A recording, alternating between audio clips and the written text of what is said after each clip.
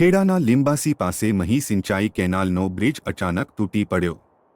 વર્ષો જૂનો અને જર્જરિત બ્રિજનું સમારકામ નહીં થવાના કારણે તૂટ્યો બ્રિજ। ગુરુવારે રાતે બ્રિજ તૂટતા 7 ગામના લોકોની અવરજવર થઈ બંધ। સ્થાનિક ધારાસભ્યના ગામને જોડતો બ્રિજ તૂટતા 7 ગામના ખેડૂતો પરેશાન।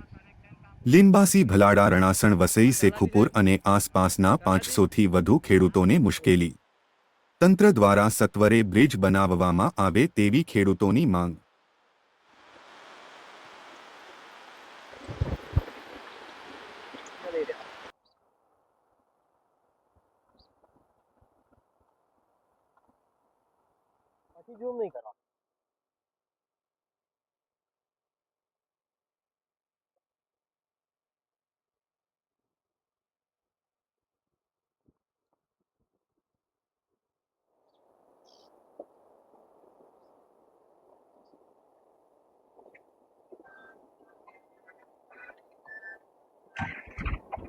શું નામ તમારું?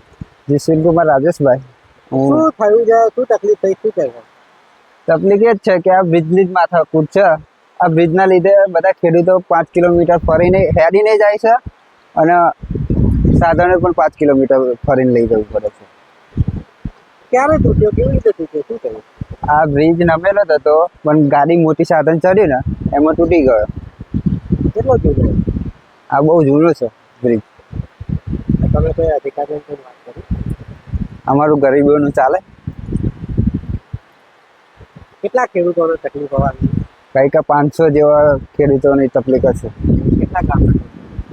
આ 6-7 ગામના રસ્તો છે।